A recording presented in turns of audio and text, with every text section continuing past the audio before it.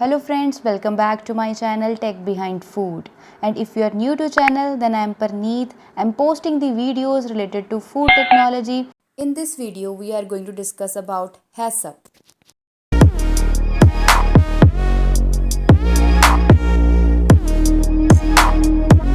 HACCP is Hazard Analysis Critical Control Point.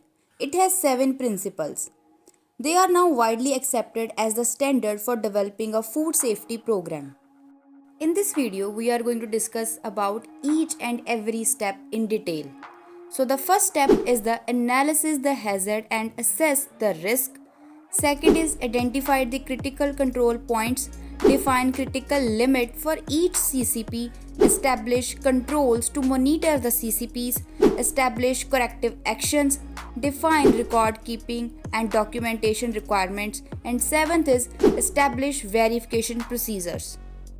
First step is hazard analysis. It is necessary to identify those hazards that must be eliminated or reduced to an acceptable level to produce safe food.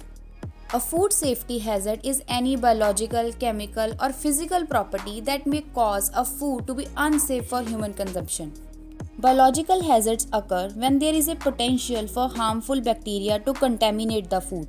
Chemical hazard exists when the food is contaminated with substance such as pesticide residue, toxic metals, cleaning agents, and sometimes food additive and preservative in excessive amount.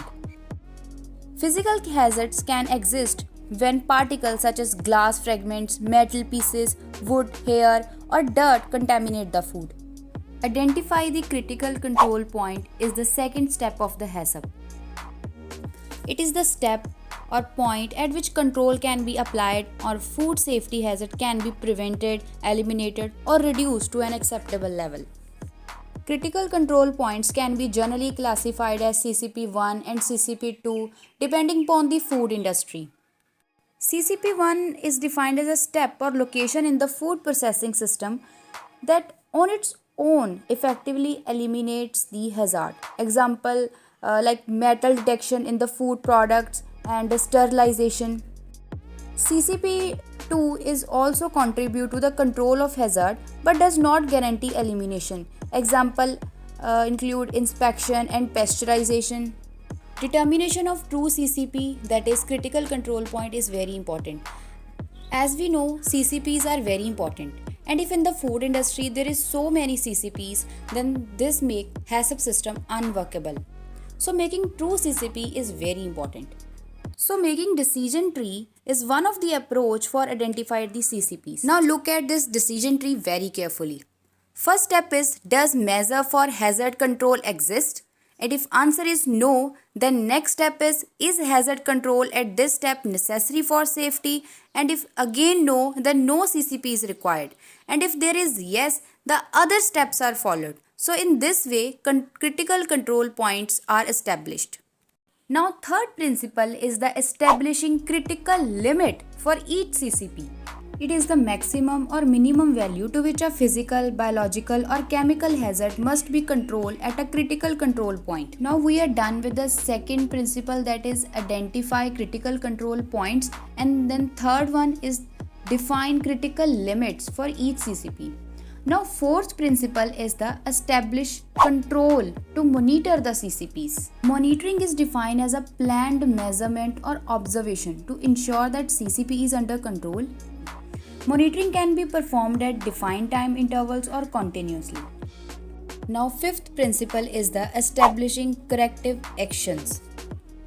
Corrective action is necessary when the deviation at the CCP has exceeded the critical limits. The corrective actions must be determined in advance, and the employees should be trained about the corrective actions. Sixth principle is the verification procedures. It involves the application of methods, procedures, tests, and other evaluations. The purpose of the verification procedures is to assess the effectiveness of the plan and to ensure that the HACCP system is compatible with the plan. Now last and the seventh principle is the documentation and record keeping. Documentation and record keeping is the essential requirement of the HACCP plan. Record demonstrate the history of the process, its measurements, deviation at the CCP, and corrective actions taken. Record keeping is also an essential regulatory requirement. Records and documents may be in the form of charts, written procedures, or electronic records. The record have to be regularly reviewed to ensure that HACCP control are effective. So this is all about HACCP principles. And if you find this video useful, do share with your friends, like this video, and please subscribe the channel, and do follow on the Instagram @techbehindfood. And thanks for watching.